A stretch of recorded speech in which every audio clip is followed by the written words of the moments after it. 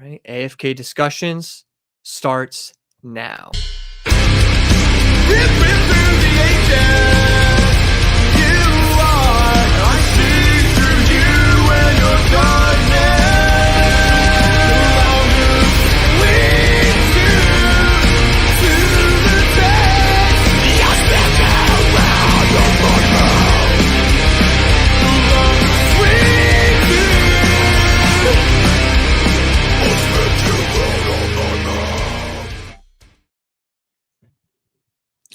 Oh, hey guys, it's Jason just playing a little Nintendo Switch here. I didn't know you were here. Welcome to AFK Discussions. Tonight we have an incredible show. Also, check out fattack.com for all your needs. I don't know, I'm just goofing off. How's it going, Phil? Yeah, who is this new character that you got going on here? Who is this? I don't know. I was inspired by the guy I was watching on Instagram earlier. Yeah, I can clearly see that. Yeah. So I found this guy on Instagram. He's like a teenager and he's like talking about his outfit. And he's like, oh, look, my outfit is total dripping today. I got these Jordans on. And he's just talking like that. And that's what inspired it. What's his name? I need to give him a shout out. Hold on. Let's find this guy's name. Look up what his name and I will promote FatTack real quick. FatTack is our sponsor, so please go and check fattack.com out. They got holsters. They got AFK Discussion logos on holsters. They have an amazing, incredible merchandise. So please go over there, buy some merch, and make sure you let them know that AFK Discussions sent you. And what is the guy's name? His name is Waxsun22. Right now? Oh my goodness. Mary shoes, Louis belt, sunglasses inside because my future's so bright I gotta wear them? Oh my gosh, dude. Literally, nobody can even compete with this. A lot of energy. Yeah, that guy's awesome. A lot of energy there. So, yeah. So there we are, AFK Discussions. We have a very special guest. I think we should just introduce her because I don't want to chit-chat too much and just kind of get lost in the shuffle here. So, yeah. Midnight in the Mountains, Laura. Not Lauren. Jason messed it up before. And no, I'm just kidding. I messed it up. Oh, I love that. That's awesome. Yeah. So let's just, without any further ado, let's bring her up. So here she is. Hello, how are you? Hey. I'm good. How are you guys? Doing great. Good. Absolutely good. Yeah. Can't complain whatsoever. Thank you for joining us on another episode of AFK Discussions. We have an incredible amount of things to talk about. But before we go any further, did I just see Prime? Yeah, sponsor the show. Prime, not yet, but nope. Ghost. Oh, okay. Forget all that Prime stuff. Ghost. We'll let the viewers decide. And then Tinfoil's back this week. So I know he was excited because he was commenting on a couple of videos I had about Puckwudgies and had some theories that I'm sure he'll probably mention in the chat. But anyway, awesome. Here we are, AFK Discussions. Laura's here. I know we have like a myriad of things we want to talk about. Jason, do you want to just kick it off with a topic? Well, you can pick one of the things we were already talking about if you want. I don't know where you want to start. Where do I want to start? So, okay, I'll just start here because Laura had taken some incredible photos from this investigation she won. Would you say investigation or just like a ghost hunt, where you go and just kind of do your thing with not really like investigating? What would you call it? Kind of both. Because like I just started going to places, so I don't really have anything. I had a pair of dowsing rods, but I returned them because I didn't like the way they felt in my hands. But like I just bought a new recorder, which was super exciting. And I just went through my recordings last night and I was like, please let there be an EVP. And there's nothing I can hear. I was so bummed. But like my friends that I go with, they just have book bags and cases and rolling cases full of gear. So it's I don't even need anything, but I do want to get my own stuff eventually. So yeah it's definitely like both. For sure. Awesome. As far as new equipment, sorry to jump in. As far as like equipment that you want to get on your own, what are your like main things that you're like, oh man, I really want to have this as part of my like investigation tools? For sure, dowsing rods, because I I don't know, like, I like the electronic stuff, but I also just kind of like to go off how I'm feeling in the situation, and I kind of just like a dowsing rods because, you know, they're just copper wires. They're not anything electrical or anything like that. And my friend told me that he's another like researcher investigator. He said he would give me a pair that he was gifted that he doesn't use. So I was like, okay, cool, I'll try those out. I don't know, maybe like a REM pod or something. Probably I've seen people have like an Ovilus, which is really cool. I want those. Yeah, those are definitely all great starting points for sure. Obviously, like you probably already have audio recorders and stuff. Like that's the most basic thing you can do, which you already have. So yeah, I mean the REM pod's great. A lot of people like dowsing rods, just like another form of you know, I think they're interesting because you can definitely use them for like finding water and stuff as well. That's what I think it's most interesting about the dowsing rod. Yeah, so that's cool. I like that. So definitely interesting. So Jason, go ahead. You can. Yeah. I know you had a question right after mine. Yeah. So I was going to say, we were talking a little bit on Instagram, and she was telling me about this place. I cannot remember the name of it because it has kind of something orange in there in penitentiary. It's it's Mid-Orange Correctional Facility. It's in Warwick. If that's a hard word to say, New York. Okay, cool. But you were telling me about how they were like renovating some of it. And yes.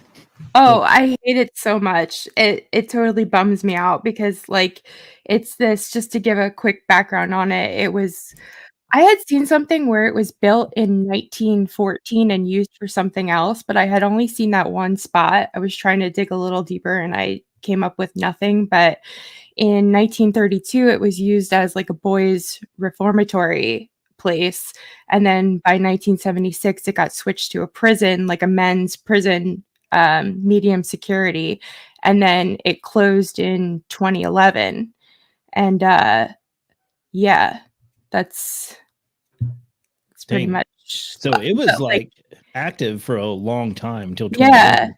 And so now I guess it got sold and it sat kind of abandoned for a while, and then I don't know, somebody bought it and they're turning it into like a sports complex. So like you get there and the one main building, I guess, that used to be the officers building is now turned into kind of like you walk in and there's vending machines and there's an office and like you go pay or whatever, and there's bathrooms and stuff in there, and then you walk out onto this big fake turf, like grass turf with all these soccer nets and all these big stadium lights around, and then here's the field, and behind it is all these old brick buildings from the early 1900s. It's like, what's going on here? It's just a weird vibe.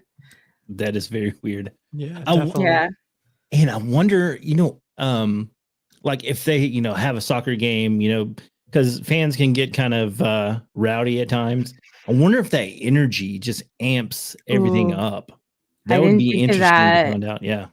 Yeah, because I did hear that like my other friends had been there before, and they said that they would get there when there was games going on, and eventually they would leave because we had it rented out from 6 p.m. to 2 a.m. So yeah. That's cool. Yeah, that's awesome. No, that's definitely interesting. Makes you wonder, really. You know what I mean? Especially like what Jason said about the games and all those people being there. Does it kick up some paranormal activity in the Bills buildings? It makes you wonder. Yeah, I never even thought of that. That's a really good point. Yeah, that's interesting. Yeah, so that's cool. No, that sounds it sounds like a really interesting place, and definitely a spot we'll have to keep on my radar because I'm always looking for new places to check out, and seems like a pretty cool spot to check out. So it's amazing. First of all, it's huge, and we weren't even allowed in one of the buildings because it's so overgrown. Like when you first pull in, there's a huge building off to the side, and we weren't allowed in there. And then the rest of the buildings we were allowed in, but there was dorm rooms. There was a set of dorm rooms, and then behind that there was another building of dorms, and we wanted to go in there, but it's so overgrown, and of course it's the middle of summer, so we had to be careful because there's definitely snakes around. So I wasn't messing with that. If it had been, like late fall or winter and been cold out and I had, like boots on, I definitely would have went back there for sure. Yeah, I don't mess with snakes. No. No, I don't blame you. I don't blame you. We don't have time for that. Not even harmless snakes. I don't care. No. Get a snake out my face. Yeah. I don't care what kind of snake it is. Yeah, right. If I see a snake, I'm like screaming and running the opposite direction. Yeah, absolutely. Especially if you're not expecting it, for sure. Yeah. No. You just look down as a snake slithering over your boot. Yeah. Oh, that's terrifying. Mm-hmm. I did want to do a mention. You remember Anti-Nintendo from last week, Jason, right? Yes. He's back. He just has a different name, so that's why we didn't recognize his name. So I just wanted to mention that. He's now Tinfoil Wizard Cryptid Master. I mean, that's incredible. Awesome. That is a great name. That's an incredible name. Absolute incredible name. So shout out to him. So are you a tinfoil wizard or are you a wizard cryptid master? That's what I know. I want to know. Right. Well, if he responds part of the wizard, back, tinfoil wizard or wizard cryptid master. Right. Yeah. So are you made out of tinfoil? Right. Or are you a master of cryptids? Or maybe he just wears a tinfoil hat and is a wizard of cryptid masters, and the wizard part of him is the tinfoil part, and it's just shaped like a wizard cap. I got you. You know what I mean? Yeah. We just broke it down. So that's what you came here for, honestly, is conversation like that. He said wizard cryptid master. So there it is. He says he's a wizard cryptid master. So, all right. Huge shout out. No, he's been in the comments of the last few weeks. So yeah, big shout out to you. All right, where do we want to go from here? You want to just talk about Pennhurst? Yeah, let's talk Pennhurst because we can talk about Pennhurst for a while. Yeah, I have never been, and Laura has never been. Nope. Phil, you're the only one that's been. Yeah. And I mean, I've seen a lot of specials and all the ghost hunters. I mean, pretty much everyone anyone has been to Pennhurst. So yeah, I know a lot about it, but I just have never been. Yeah, so it's an incredible place. As far as like the history, for those people who don't know, it's located in Pennsylvania, Spring City, Pennsylvania. It originally started as a school for the feeble-minded. It's just a different terminology that they used back then. And so it was a school where developmentally disabled children would go and they'd be sent there. They would live there. And of course, in those days, any kid that had any type of disability would be sent there. And not even just mental, like, or learning disabilities. We're talking about like cryptomaniacs or like the list of things was very, very long. As far as it wasn't just like people that had learning disabilities. It was many different other things that they all kind of categorized as one thing. And they called it feeble-mindedness. And it started probably in I think it was early 1900s, maybe the 30s. I don't remember the exact date of when the first place opened, but they had a lot of farms there. They made the children work and stuff, kind of self-sufficient. And then kind of it gets bigger and bigger over the years, becomes more overpopulated.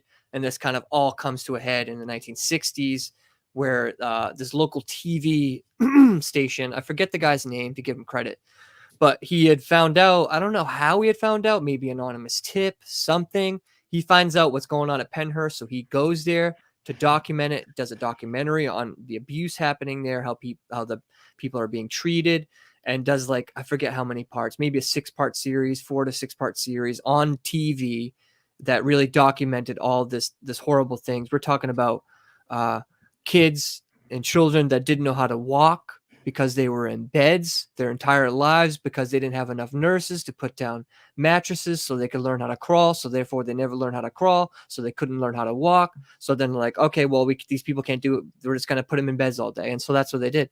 And so they had a lot of people in beds, defecating themselves, not being able to be changed because for every nurse, there's 50 patients, or I think it was something like that, maybe 25. And then for every doctor, like 50 patients, one doctor, something like that. It was absurd. So that even if by the time they got done like changing them all or feeding them, it would already be ready to like feed them again. So like they That's just didn't have a crazy. lot of time to like do things. And so a lot of abuse happened. Obviously not even just that stuff, abuse of physical abuse between patients, physical abuse between doctors and patients. Obviously, sexual abuse gets involved as well because there's not a lot of people watching, and just a lot of bad things. So the documentary is called "Suffer of the Little Children." It's on YouTube. Anyone can go check that out. I highly recommend it if you've never seen anything about Penhurst. It'll give you a really graphic view of. I mean, they do bleep stuff out and stuff, or but it'll give you a view of like what it was really like there. So these people really suffered there for sure. And I'll tell you one more story about like how another part of like, so if a patient was like violent with another patient or a doctor, nurse, whatever, they get one chance. If they did it again, or I think maybe if they bit someone, if they bit someone and they did it more than once, they would just rip all their teeth out. They would just go bring them to the dentist, rip all their teeth out, and in most cases without anesthesia, which is awful. Yeah. And I know that is true because we were walking through one of the buildings, the infirmary building, and this is where the dentist's office was, like literally right outside the dentist's office where all these horrible things happen. Ripping people's teeth out without anesthesia. And that's what it was. If they couldn't say they wanted anesthesia, they wouldn't give them anesthesia. That's what the caveat was. Look, I'm just remembering this all right now. So I'm standing outside this room. I'm literally just told the same story I just told you. And then right inside that room, I think we were like, oh man, who wouldn't want anesthesia? And right inside that room, someone says, yeah, so super sad. That's kind of like the history of Penhurst. But yeah, just a wild place, a wild place. Yeah, that's kind of like the history. I've been there probably like 3 times, 2 times to do like paranormal investigations there. Every single time caught a lot of crazy things there, but I feel like I'm talking too much, so I'll just open it up for discussion now about Penhurst if you want.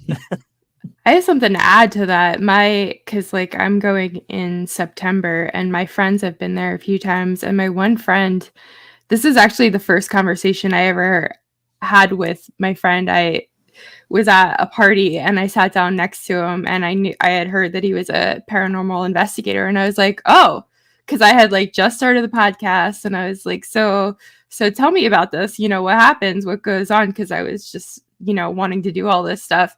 And he actually showed me a picture of one time that he was at Penhurst. I think it's been twice now that he's gotten bit supposedly at Penhurst. And really? It was like through a sweatshirt, and he showed me a picture, and he's like, if you look at it, you can see it's not a full bite mark, that there's teeth missing out of it. And I was just like, holy crap. Wow. Like, that's crazy stuff. That's nuts. Yeah. Definitely. Yeah, that's wild. Especially now with the history too. You're like, holy moly, that's crazy. Yeah. Mm-hmm. That is nuts. Yeah, Penhurst is a crazy place. It's wild. I found about Penhurst a long time ago. I was in college, so it was like 2006, because I went to college in Phoenixville, Pennsylvania, which is like a town over from Spring City.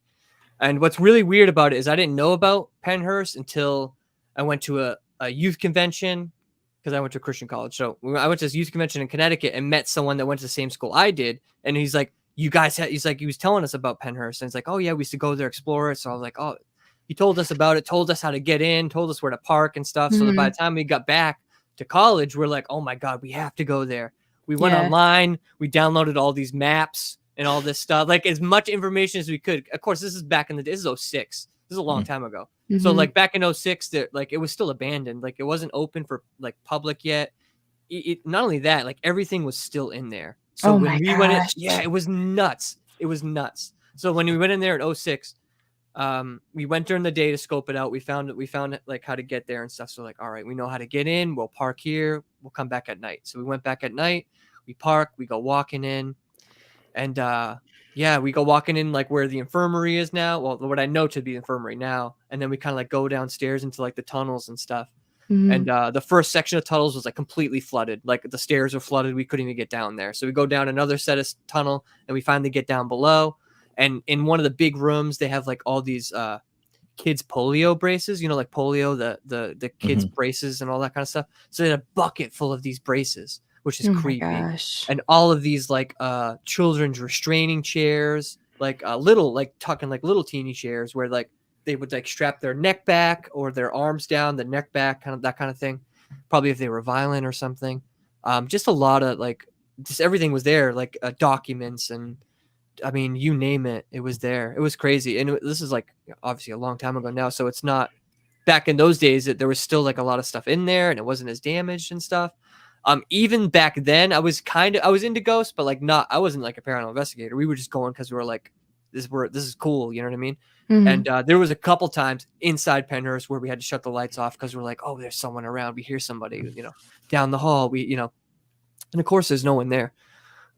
So yeah. And actually, I'll tell you a crazy story about like Penhurst leading out. So we not investigate. I shouldn't say that. We walked around the place and then we're like, all right, we need to get out of here because we saw the cops kind of like circling the buildings and stuff. So we're like, all right, well, I think we've extended our stay. We've got to get out of here before the cops show up. And so then we're about to leave. We're like kind of like outside the building in like this wooded area near like one of the streets that they have right near there. And so we're like kind of debating whether or not we're like going to leave or stay. Should we wait for the security to drive by, then leave, so that way we know we're not going to get caught in the road with them there? And then I'm telling you, I don't know if this is God or if this is whatever. It's very strange. So all of a sudden, a large, like something big or branch or something snaps and like falls down to the ground. And so as soon as we hear that, we all like fall to the ground. All the lights are off. We're just like laying there.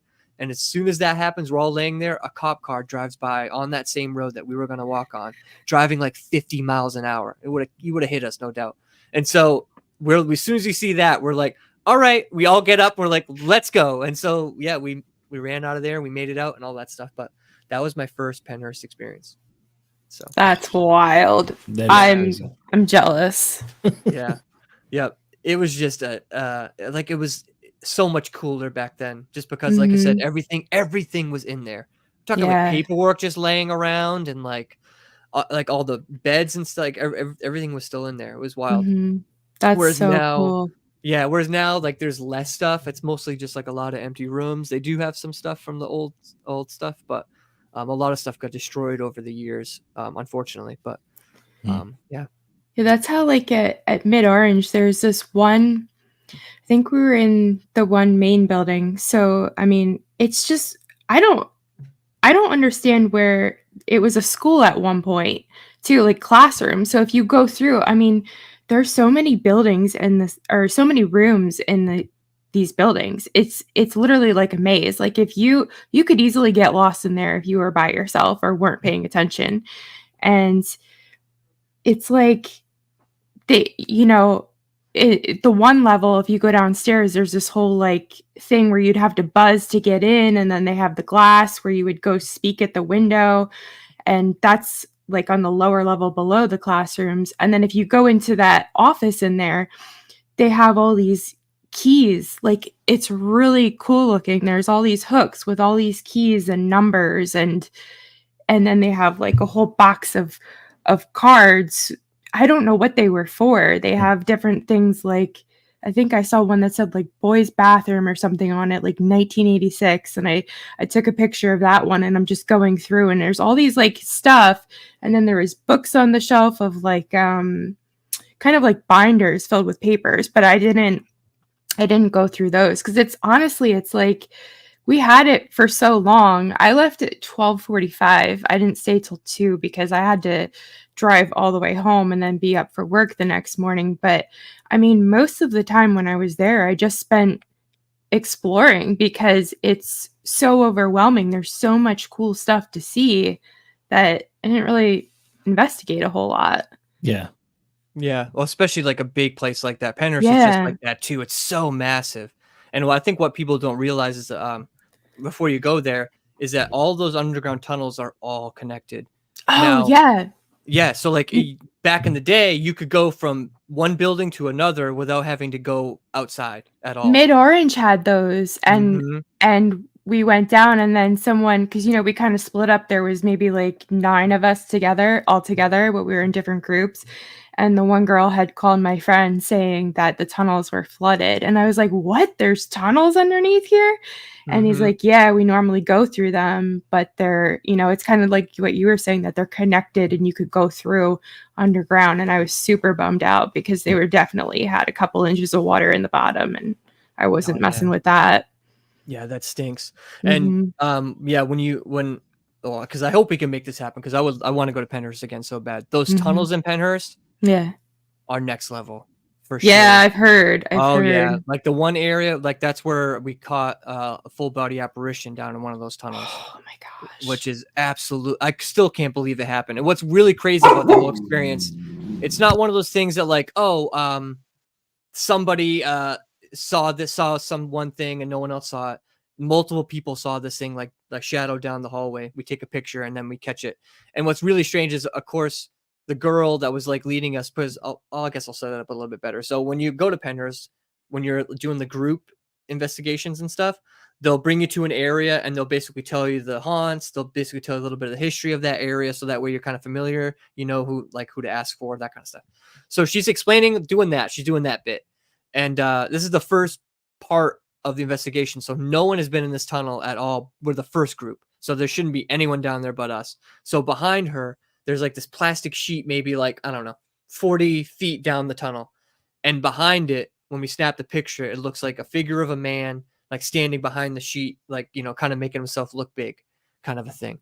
Super, super creepy, especially because in that tunnel specifically, there's a entity or man down there, but a lot of people think it's him because that's what he claims to be. But he's the one that people think that like is the sexually assaulter guy, and the one that, so like he really likes girls and young women and that kind of stuff. And it kind of played out that way too, because there was a couple of moments where the word bank, when I was near one of the like a few of the other girls, it said like honey and stuff like it, kind of stuff like that. And then of course to get the figure, you're like, well, but yeah. So you will definitely enjoy the tunnels. The tunnels are absolutely wild. I mean, Penhurst in general is absolutely wild. And every time I go back, they open up more and more. So I'm excited for you guys to go there, because it's going to be absolutely incredible. You guys will definitely catch stuff there. Yeah, well, my one friend that's going with us, that is like one of his, like that's his side job. He is a tour guide at Penhurst. So I'm like, this is so sick, because we are going to have the whole place to ourselves with somebody that actually works there, but it's just us. I'm like, this is going to be so freaking cool. But if I can definitely, we should have room. I talked to the girl in charge of booking it and stuff, and she just has to like double check and go over stuff. But you can definitely come if we have extra space, for sure. Yeah, that would be awesome. And I have been there before, so I can I'll go over all my videos too before I go, and I'll be like, all right, these are the places where we had a lot of activity, because I mean, there's many places where like we caught a bunch of EVPs in there, like throughout the entire complex. And like I said, there's even newer places that they opened up that I haven't even been into yet. So that's what I like about Penhurst the most, because like you can go like year to year, and every single year you go back, there's like something new. That's really cool that they do that, because you would think it would be the opposite, if stuff's deteriorating. Yeah, it's more of like they're trying to get to all of it, and they're kind of doing like a little bit as they can, kind of a thing. You know what I mean?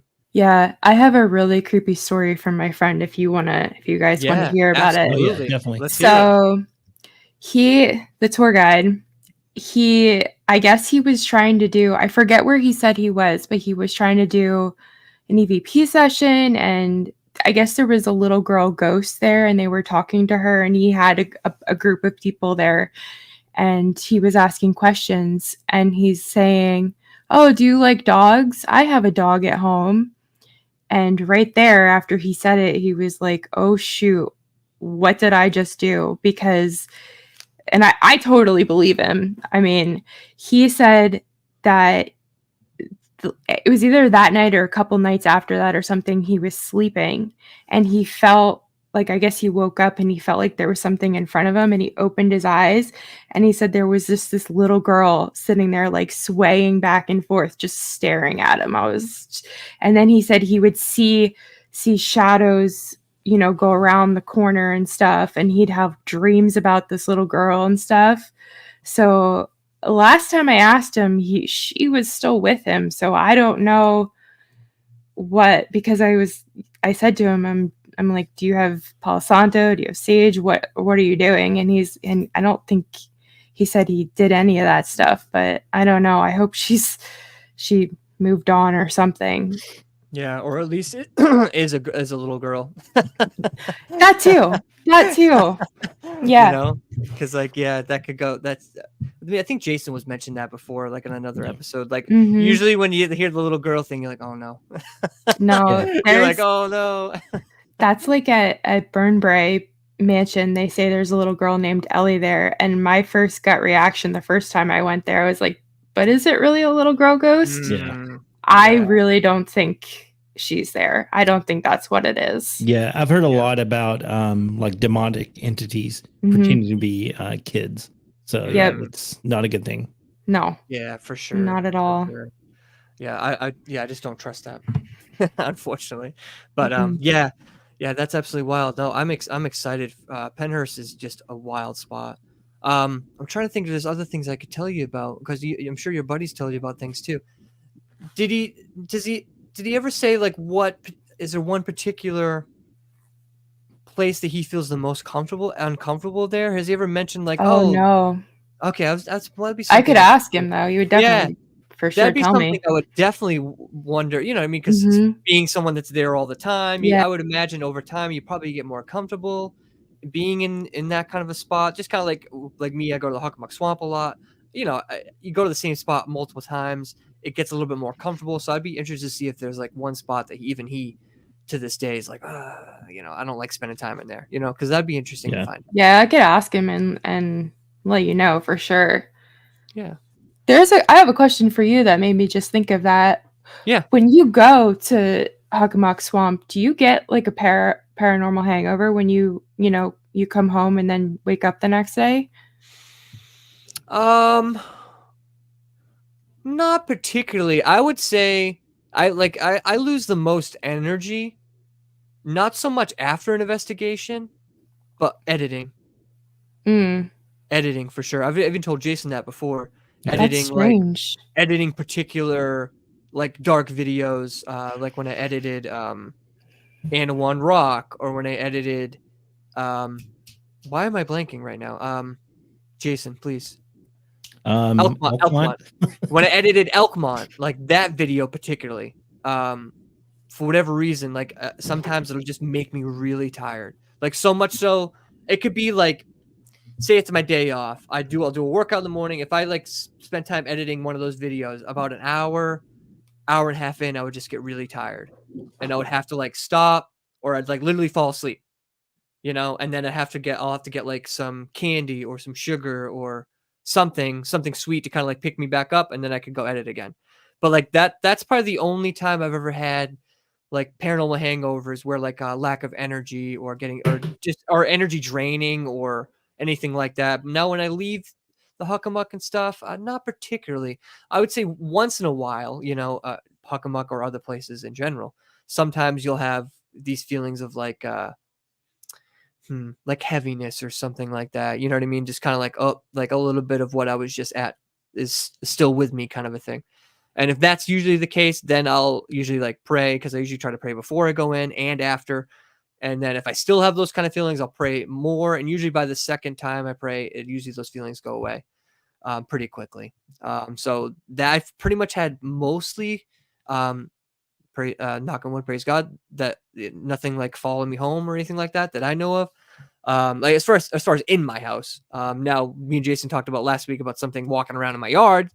Now, which is creepy, but as long as it stays out there, I don't know. But yeah, so sorry, I'm babbling. I think I missed that. Oh, really? Yeah. Yeah. So for those who don't remember, it was right before I left, the day I left to go to Tennessee to go on Tony's show the second time. That morning, out this window right here, that's actually open right now, it looks out towards like my side yard, which has a fence, has a little fire pit over there. It's like, we've fixed it all up. So the camera kicks on because there's a moth stuck in the window, so it's like flying around. So it's a motion camera. So it turns on. It's starting to film that because the moth's flying around. Then all of a sudden, in the yard, it starts on the other side of the fence. You can see what looks like kind of like legs, kind of looking type. It looks like it's moving, kind of a thing. It walks through the fence, and then just keeps on walking like towards my yard, and then just kind of like dissipates into nothingness. I've yet to post that video because I have to find it on my phone, but I do have it still, and I'll post it and stuff. But weird. That's Very, very crazy. weird. So Yeah. I have to. That just reminds me of something I have to show you guys. I love it. So I got to find it. Hold on. It happened on Thursday. It was on my Ring camera. You caught something outside your front door? No, inside the house. Inside the house. That's even Yes. creepier. I have a.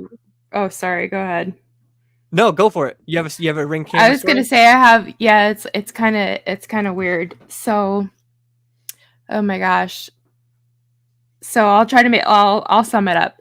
So my ex-boyfriend and I, we had moved into my grandmother's house. He bought the house, and when I first moved in, I was really upset that he was gone and my grandmother had gone into a nursing home and she couldn't be at her house anymore. And it made me really sad. But I'd have these like really bad nightmares of something evil trying to get into the house, and I'd have my grandfather, who was passed away in the dream, trying to protect me and my grandmother from whatever evil was trying to get in the house.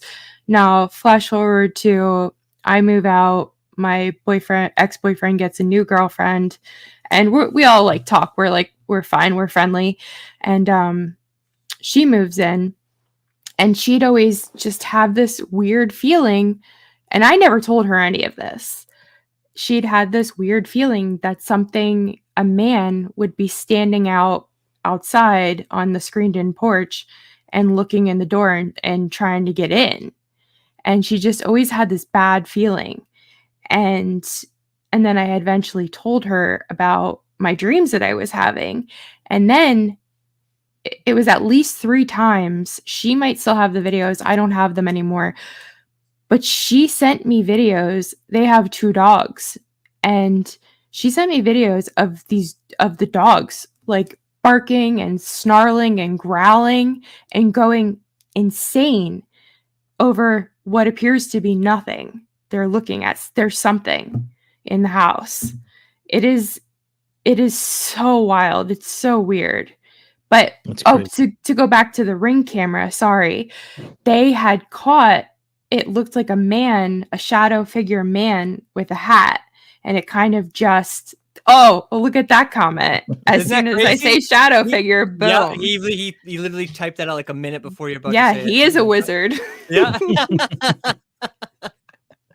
But yeah, I was like, oh my God, do you have this footage, this film? And I don't know what happened. They didn't have it saved, or they didn't have it or whatever. But they said that they saw this thing, shadow figure with a hat walk through, pass on the camera, and it looked like smoke and it kind of dissipated. So I was just dying that I didn't actually get to see it. Yeah, absolutely. The footage. That's the worst. But yeah, that is creepy. That is definitely creepy. Absolutely. I think this pretty much sums it up.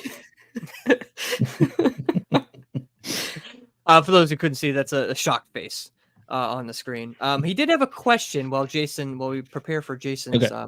He was asking about Sam and Kobe, whether their videos are because they're the most popular ghost hunters. I would say that's probably true based on views. But a lot of people say their videos are fake. Yeah. Let's say you, Laura.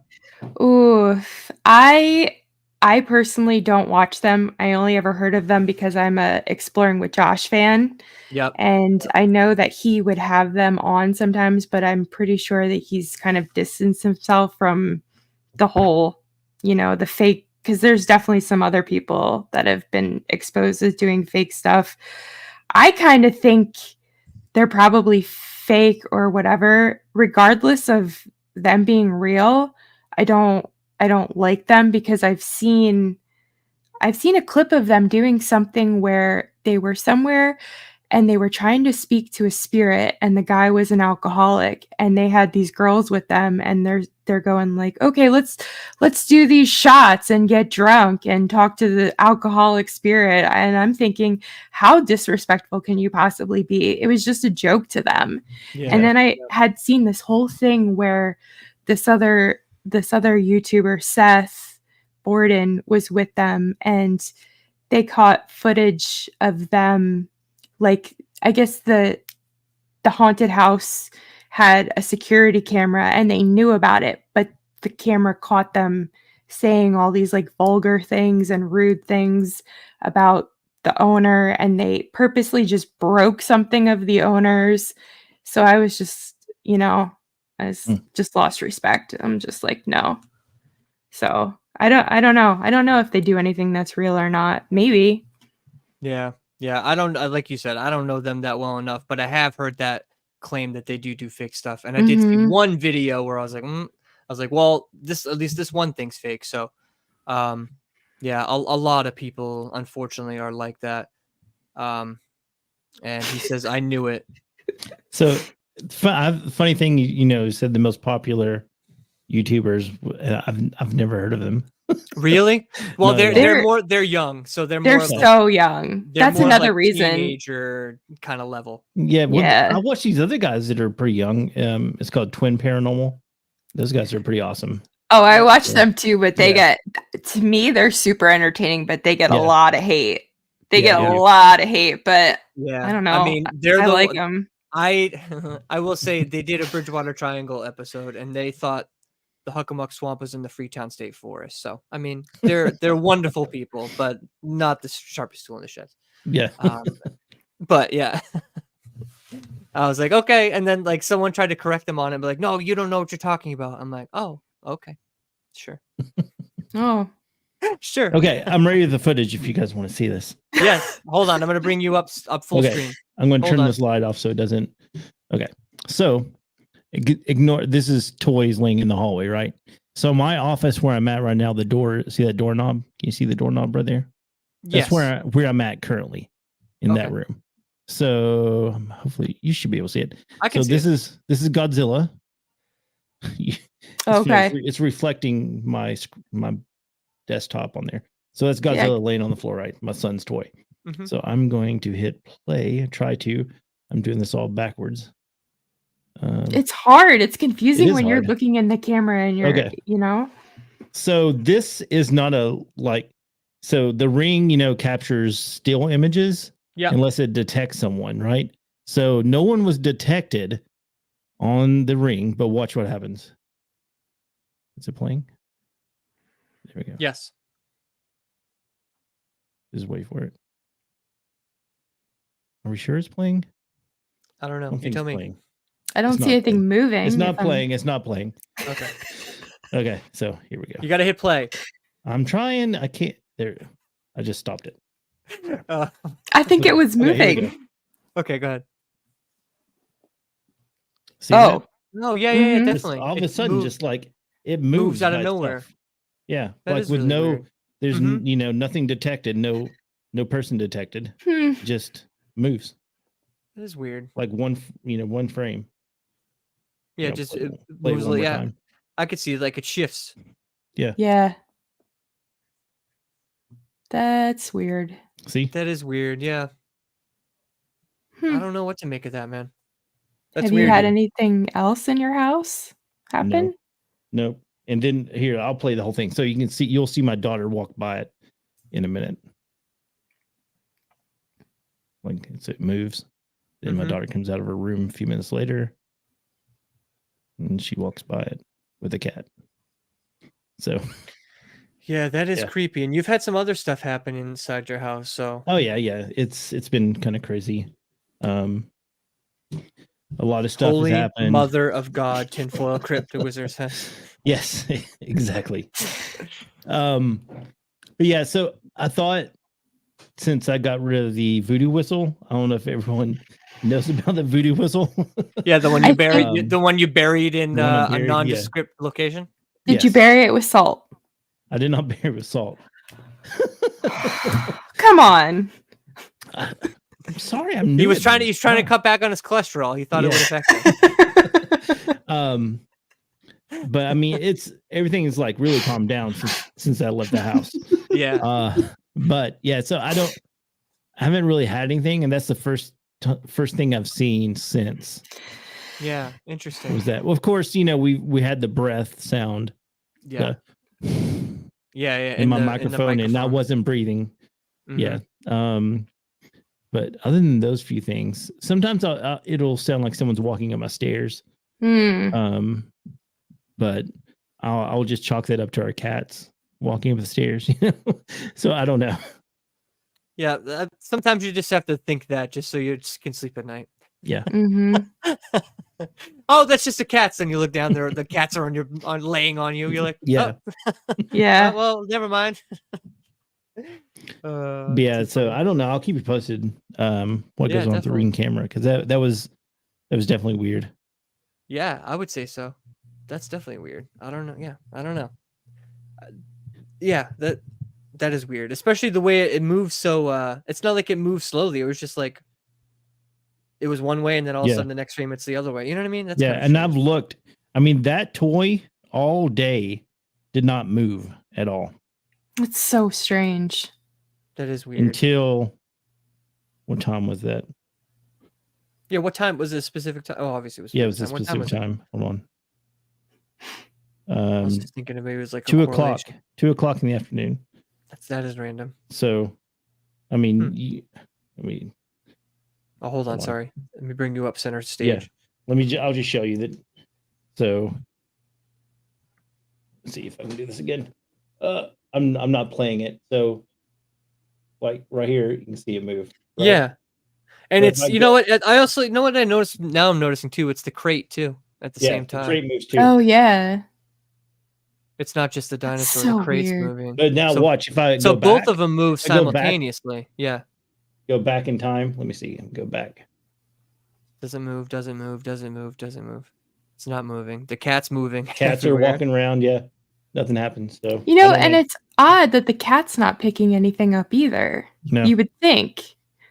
Yeah, if there was some a spirit or something there, a lot of the times they will, react to that. Or how many times you have your cat or animal and they're looking up at the corner of the ceiling or something. Yeah. and you're like, what are you looking at? You know, please stop. That freaks me out so bad. I'm just like, okay, yep, it's a bug that I can't see. Oh yeah, and you're like, oh my god, thank God. When it's like a spider or if it's like like a fly or something, you're like, oh god, thank God. Yeah. Yeah, but I don't know what's going on with that. It was very weird. Yeah, definitely. Yeah. Let's see. Our buddy had another statement here. I think one of the most rare cryptids is the wood devil, and they're scary. I mean, scary. It's in all caps. They're in New Hampshire. I don't think I've ever heard of the wood devil. I haven't either. Look that up. Yeah, definitely. In the comments, please tell us what the wood devil is. What is it? What's the characteristics of a wood devil? I'd be interested to hear. That's interesting. So he said voodoo. Also, I'm seeing that. So I don't know if he knows about I can quickly go over the voodoo whistle one more time. Yeah. People who've listened in the past probably sick of it because I've talked about it a lot. So my mother-in-law brought back a whistle for my kid, and I never really saw the whistle. I didn't even know she brought it back, and all of a sudden it appeared in my bedroom, and I was like, "What is this weird thing?" And I asked my wife. She's like, "I don't know what it is." And so I started doing some research, and it had like carvings on it. And we looked it up, and it was an African voodoo whistle. And we asked my mother-in-law about it because she went to Africa, and she's like, "Oh yeah, I picked it up at some like guy was selling it." And so a lot of like, I would say evil people, because not a good person, a good intentioned person would not sell something that they knew was bad. It's like, probably someone who sold this with the intention of it going to someone's house and, having a spirit attached to it. So anyways, a lot of weird things happened. We kept feeling something walk on our bed at night. my wife's with little like stick like legs, it's right? stick legs, like walking on her bed. Yeah, my wife felt it. The bed would shake, would vibrate when my wife was in it by herself. One night I woke up and I heard her bedside table open and then shut, and she was asleep, so she wasn't doing it. Just a lot of weird things. So and then I buried it. The end. Buried it, and then without salt. Yeah, no salt involved, which I guess I'm a bad person for doing that. Yeah, Sorry. I would maybe go find it and just add some salt for good measure. Okay. But that makes me wonder what is somebody's intention to do that? Is that just, do they get something out of knowing that, oh, I'm sending this home with this person and it's gonna mess up their family, or is it somehow psychically connected to them somehow or something that they're getting some kind of energy back feeding off of it or something from your right. terror, basically. Maybe, Right. or they've made a bargain or a deal with, whatever entity, and, they have to do these sort of things. Right. Which Yeah. last time you were Yep. on, we talked about that, about the house and how maybe Mhm. that was kind of the case going on there. Where you guys Yeah. created. So, And you weren't the first one to say that either. My friend said the same thing too, which I didn't even think of, which is very good. That's good thinking. yeah. Yeah, it definitely makes you wonder for sure what's going on with the whistle and all and stuff like that. Because any of those things are plausible for sure. Yeah. Mhm. So yeah, it makes you wonder, and especially since, I mean, the proof's in the pudding. You took the whistle out of your home, and then all of a sudden, all these things like stop happening. Yeah. So there's definitely something to that whistle. Obviously, probably nothing that we'll ever figure out because we don't know the intention of the person or what is really behind that whistle or whatever, or what even it does. You know what I mean? God forbid your family blew that whistle in your home. What would have happened? I know. You know I what I don't mean? know. I mean, like, does that open the gates in your home? You know what I mean? Like, you know what I mean? Because like if you get a whistle, I don't know. Like if I bought a whistle, my first inclination would be to blow the whistle. You know what I mean? Mhm. Like I'm just so shocked that none of your kids blew that whistle in your house. I mean, they may have. I don't know. Yeah. Yeah. I was trying to find. Correct me if some I'm wrong. info. Didn't your kids say they didn't remember having it? Yeah. They did. Which is another creepy element. So just think about this. Jason's kid has no idea. They don't know what they're like, we don't know what this whistle is.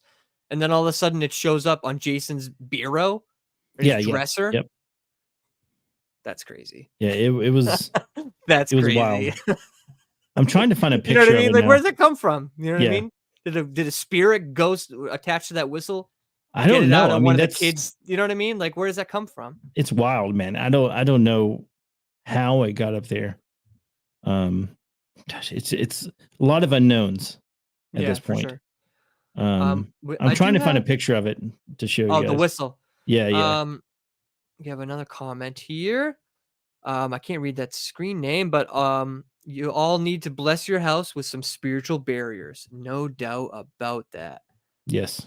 And she said, he or she says, there are spiritual defenses you can set up.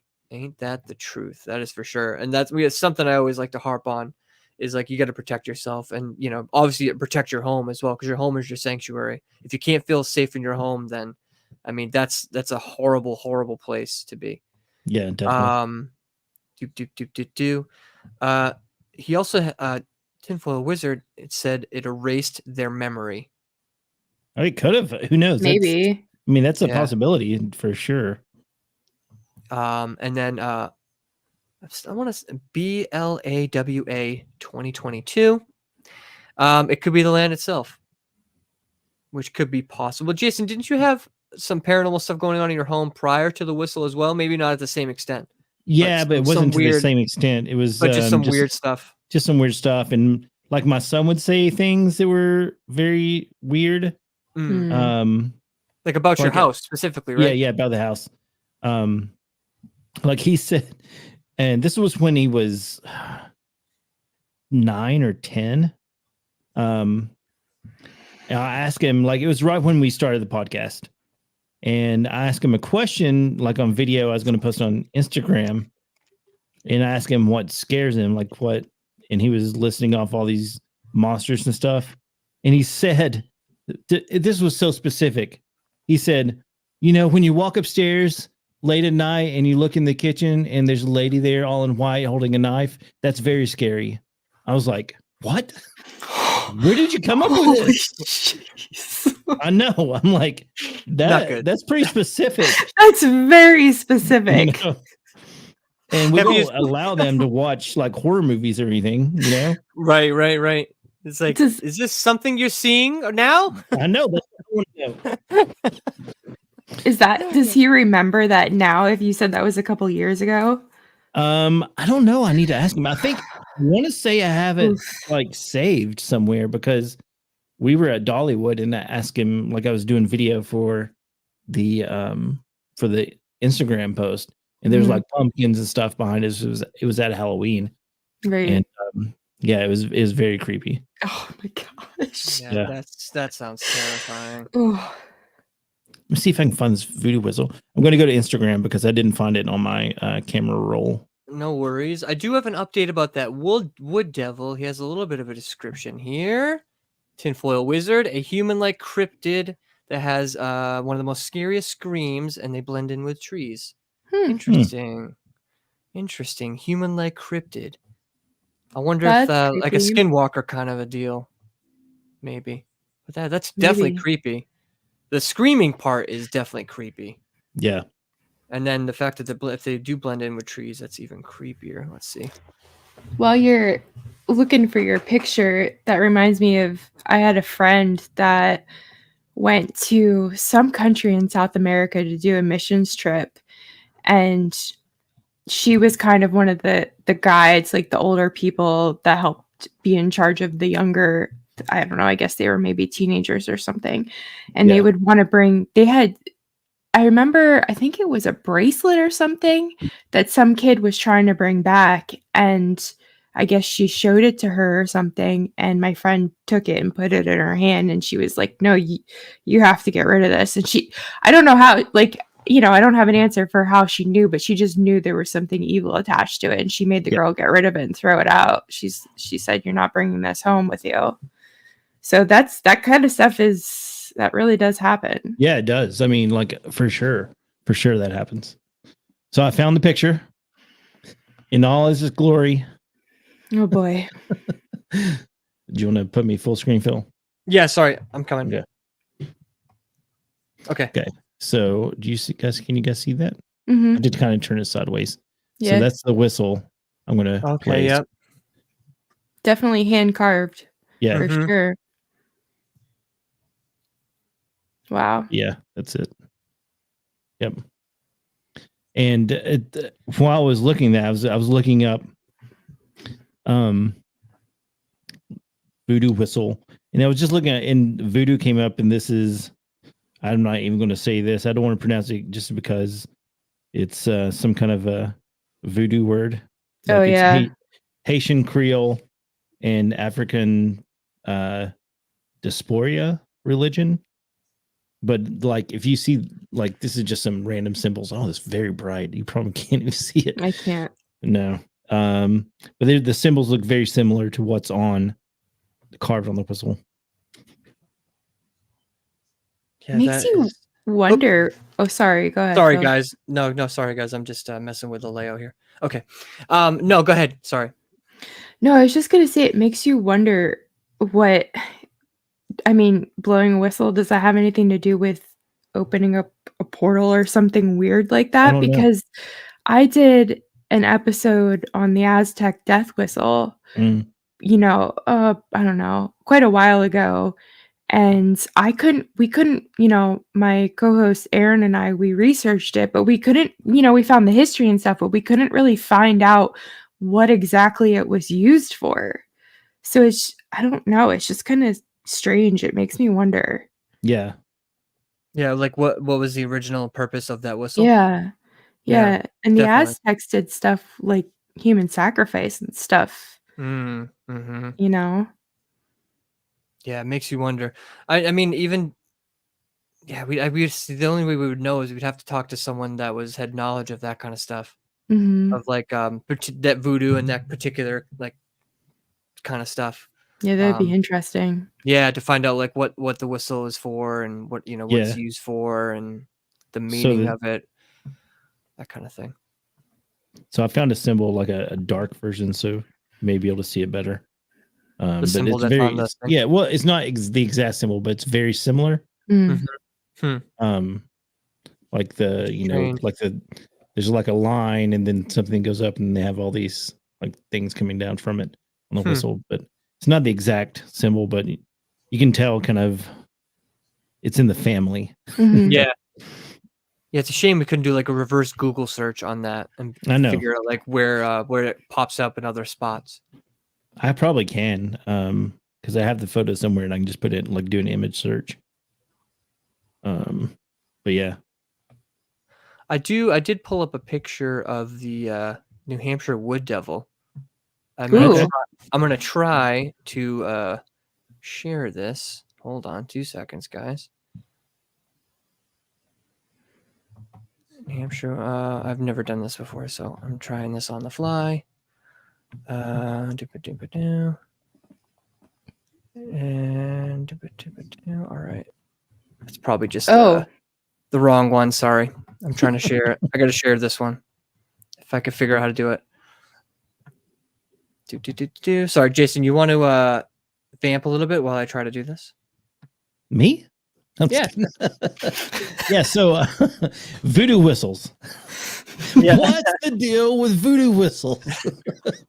Yeah, it's just weird. I was looking at more of the symbols and I don't know. I can't find the exact symbol, but just there's a lot of symbols that have similarities to what was on that whistle. But yeah, it's weird. To go back to the idea of people selling these to kids. I mean, if you are a practitioner of voodoo, and a lot of I'm not going to say everyone who does voodoo is bad, because I don't know everyone that does voodoo, but it's not the greatest religion when you think of scales of good to bad religions, as in evil religions like Satanism would probably be the worst of the worst.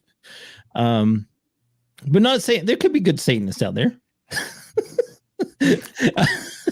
I'm just saying, but the religion is bad. The people could, they could be nice. I don't understand when there's people that try to say that it's not a bad thing. Yeah. I mean, but I've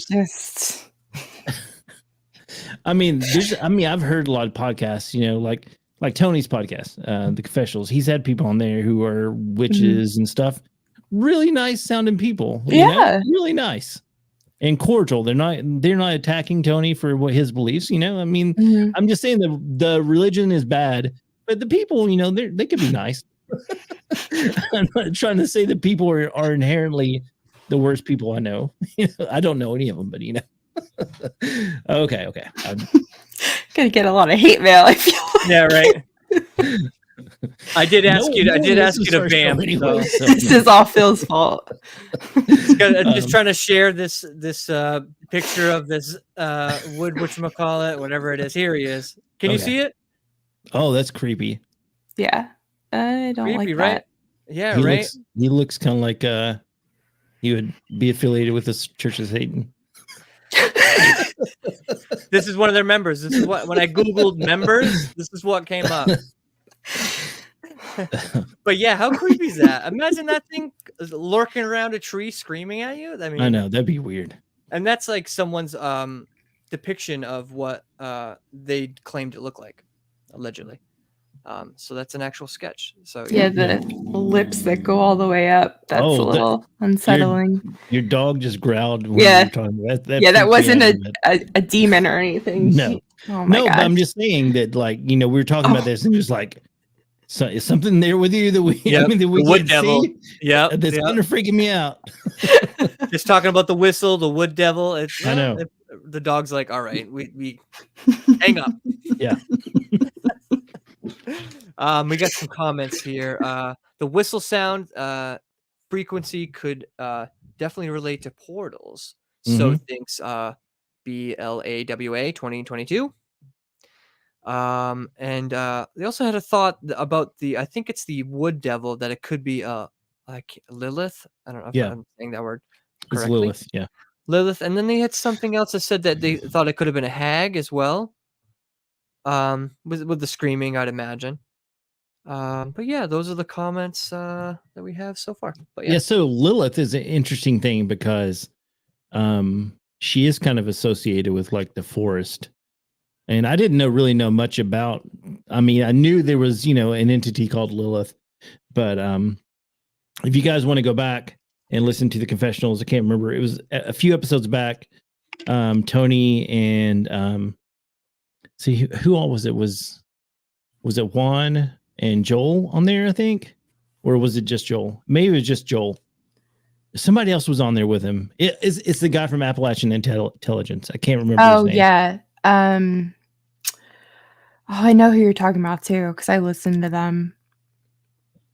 I can't think of it. Okay, we'll just say Appalachian Intelligence and Joel and Tony were talking about Lilith, and man, it was pretty crazy. I didn't know a lot about Lilith until I heard them talking about it, but there's a lot to do with the woods and the forest and that entity. So yeah.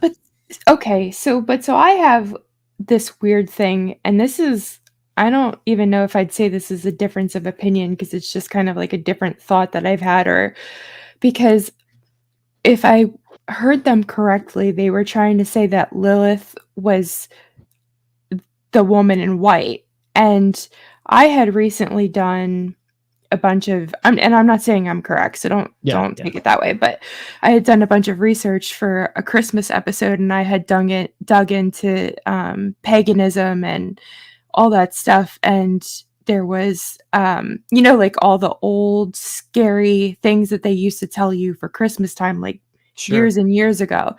And there was Frau Perkta, and she was this woman with like a splayed foot from spinning so much, and like spinning on a spinning wheel. And she would come, and if you didn't get your sewing and your knitting done and your spinning done, she'd come to your house, I think around the 5th of December or something like that, and she would slit your stomach up with a knife, and then pull your intestines out and fill your stomach with rocks and straw. But before like Catholicism took over, she was Frau Berkta, and she was basically known as this woman in white who was kind of like a savior mother type figure to lost children. So the pagans had her, from my understanding, she was kind of a good entity. And then when the Catholicism, Christianity took over, they kind of turned her into this evil Frau Perkta and made her into this bad image. So that's kind of where I had seen that, and I hadn't heard anything about Lilith being the woman in white, but I think it's interesting. Yeah, that's very interesting. Yeah, it makes you wonder. Yeah, I was thinking maybe it's the same entity, but just because, the pagans worshipped her, sort of.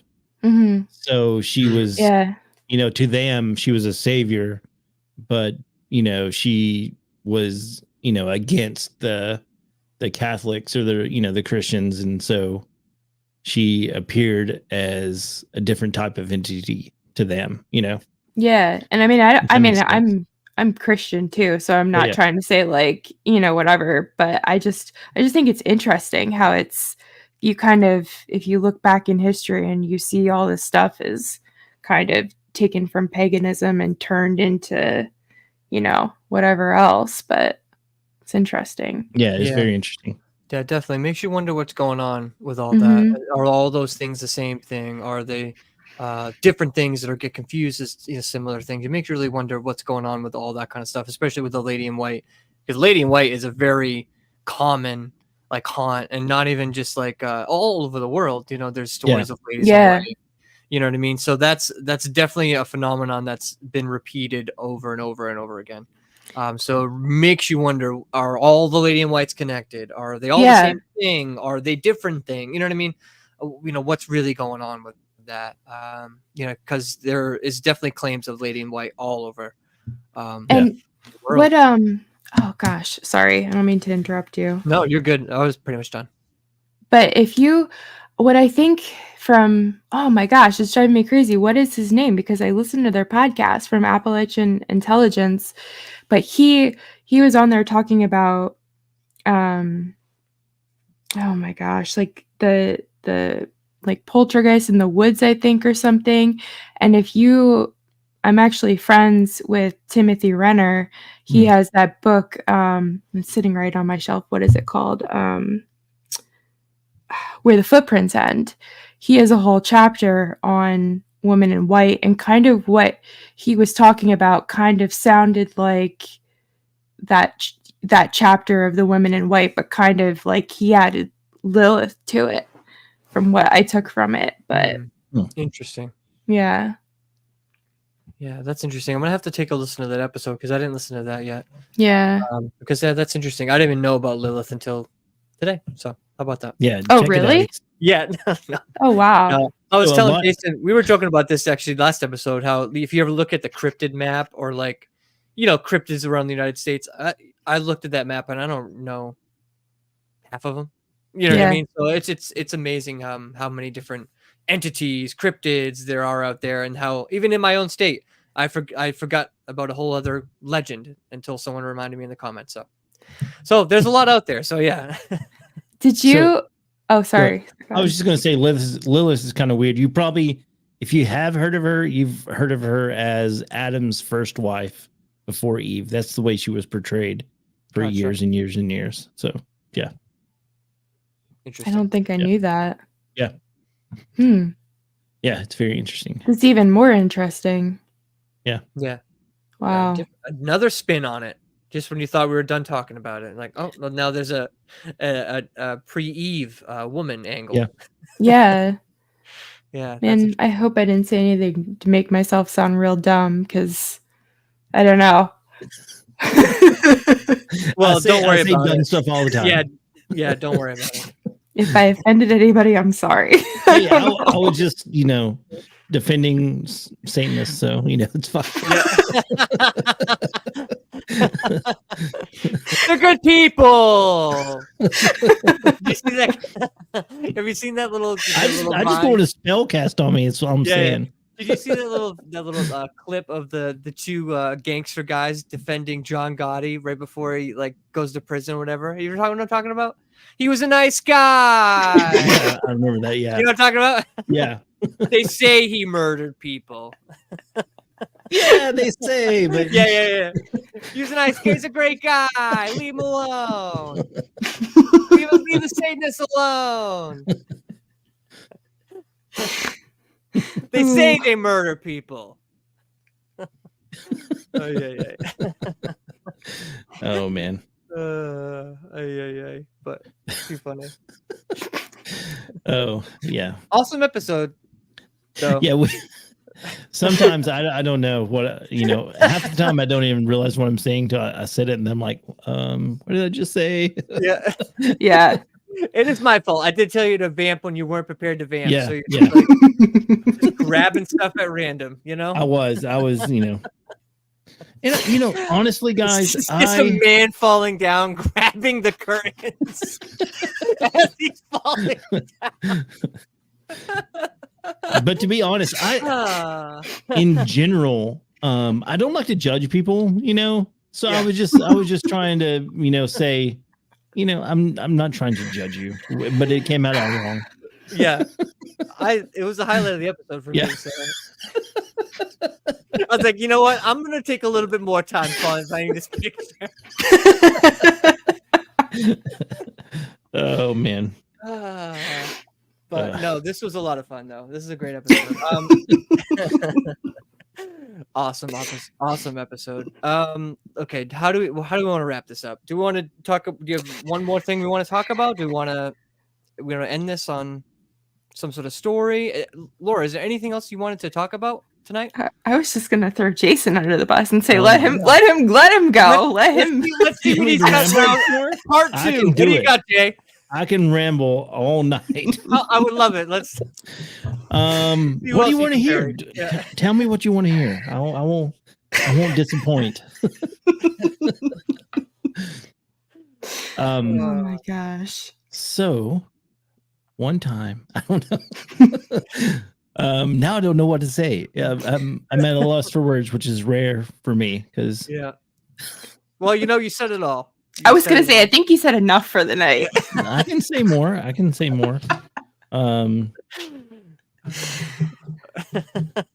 But gosh, I was listening to a podcast recently.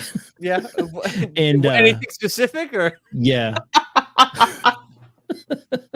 No, it ties in. There's just a lot of interesting stuff that like Anton LaVey was like involved in. Ooh. Like with the space program and NASA, and I did not know a lot of that. There's a lot of stuff that he like inspired with his like, well, I can't remember what they called it. Where he was opening portals and he saw the entity and he drew a picture of it and looks like a gray alien.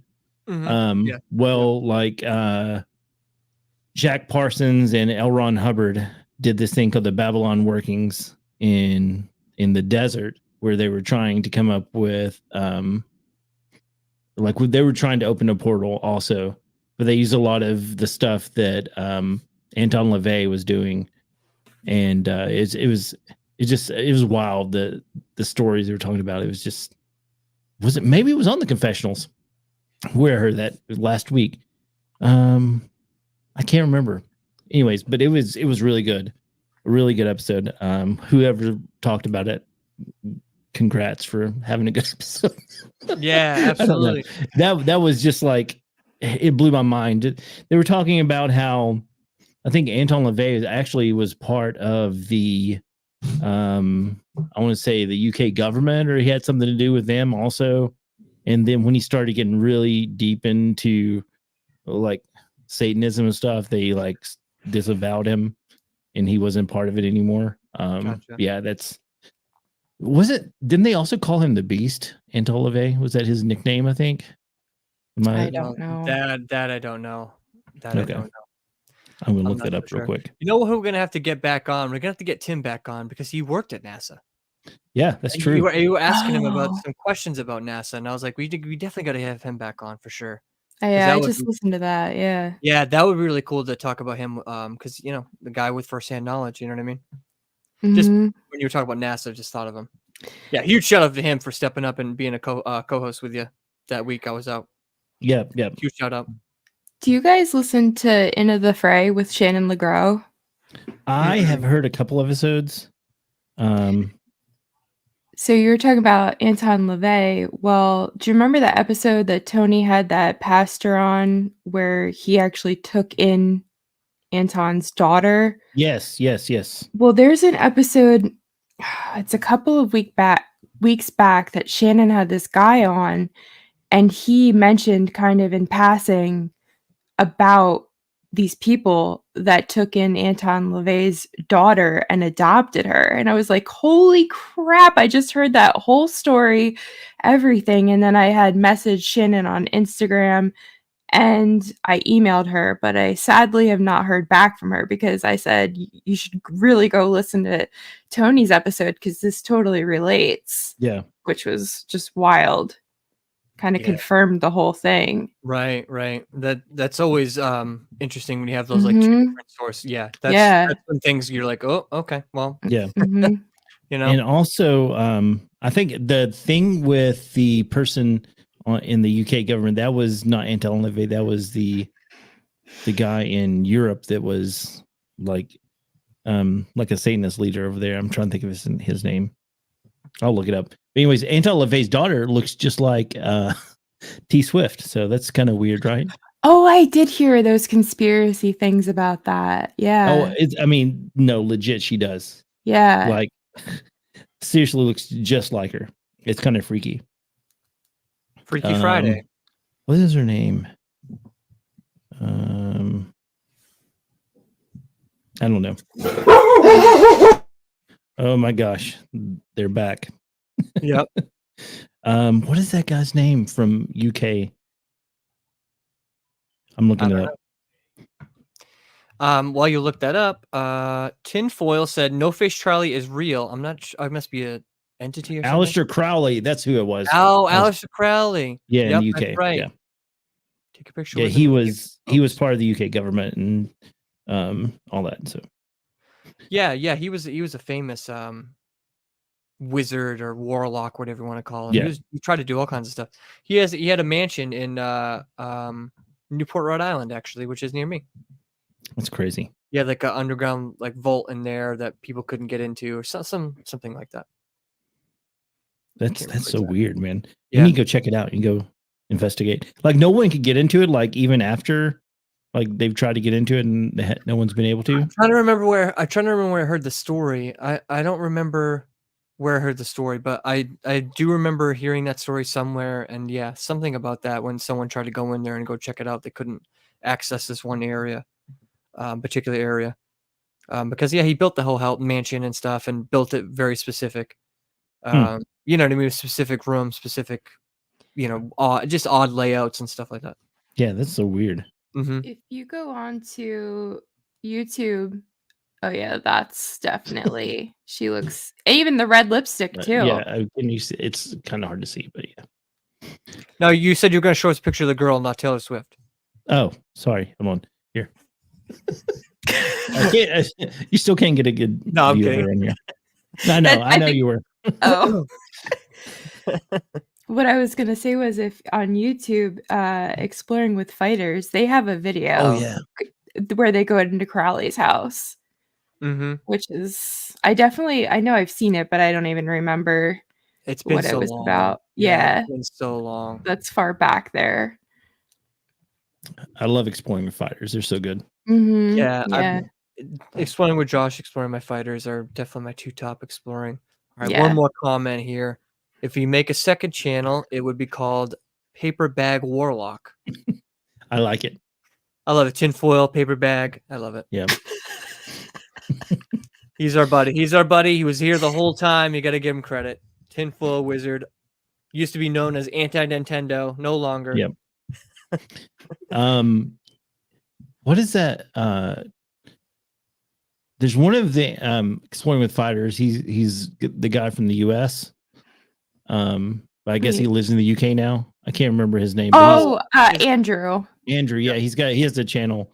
He does some really cool stuff with like he does a spirit box, but he does it manually. Like he just has a radio and he goes to the channels. It's pretty cool. I love that. I think that's the coolest thing because I remember Dan was saying that he gets a lot, Andrew gets a lot of hate from that. But I'm like, I think that is so cool. Yeah. I haven't seen anybody think of that.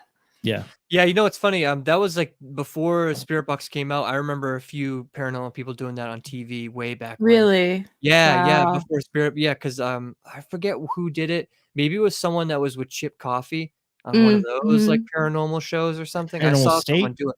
Probably it might have been Paranormal State or one of those ones they did after or something. But yeah, I did see that long time ago. But that is a cool angle and definitely very, very unique. So yeah, huge shout out to him. Yeah, and shout out. I'm just shouting out everybody. Shout out to the shout out.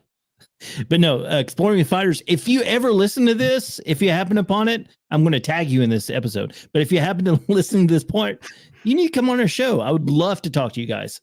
I've been meaning to email him. Yeah. And see, just for the heck of it, just try. Yeah. And why not? You kind of live close to Josh, probably, Phil. Yes. I think. Yep. Yeah, absolutely. I would love to do a video with Josh. Yeah, especially in the Huckamuck Swamp or Freetown State Forest, Bridgewater Triangle. So fingers crossed that will happen in the future. Yeah. Fingers crossed. And of course, fingers crossed about Pennhurst as well before we wrap up. Don't want to forget about that because that would be an incredible investment. Yeah, I just got to work out all the logistics. Even see Tinfoil Wizard. Yes. So that he says it all right there. Yeah. I just don't, I don't know how much time I have off work. And My daughter's birthday is September 7th. I mean, there's so many things right around there. I don't know. Well, I do have another thing that I'm trying to work on that I can fill you guys in on too. Ooh, so I definitely wanted to bring that up. Yeah. This is an exclusive. Yes. Secret.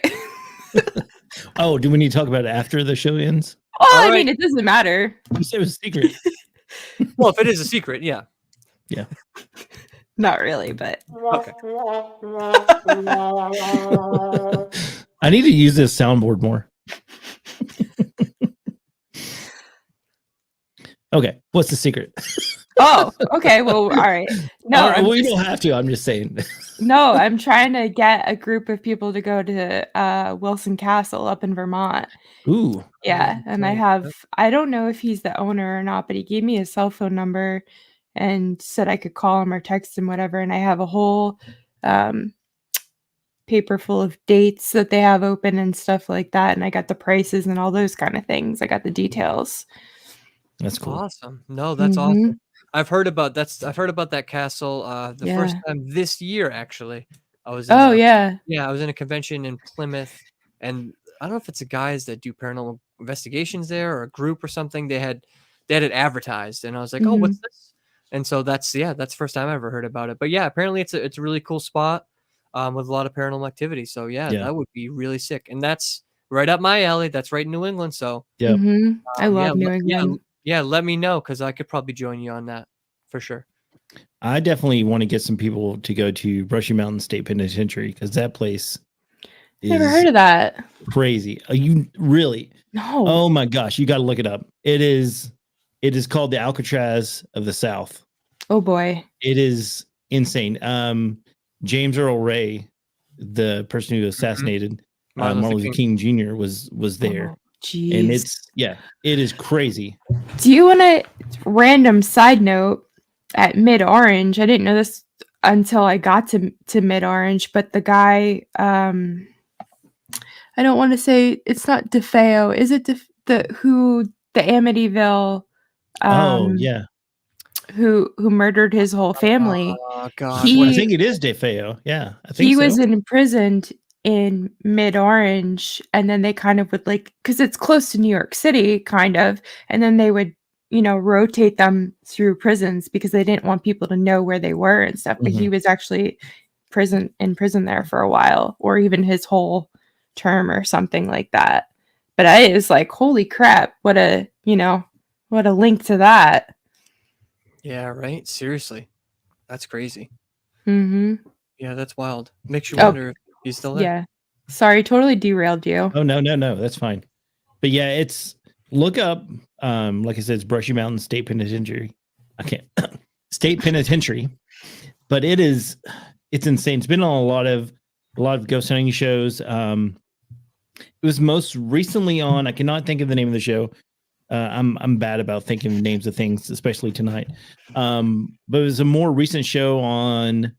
I think it was on Travel Channel, or it's either Travel or History. But it's like this brother and sister and their friend, and then they have a cameraman, and they go to all these haunted places. Destination Fear. Yes. They went there, and they caught some really crazy stuff. But it's really famous. Like I said, there's been a lot of people there. Like almost every ghost show's been there, I think. But it's now they've kind of renovated parts of it, and they have a brewery there and a music venue.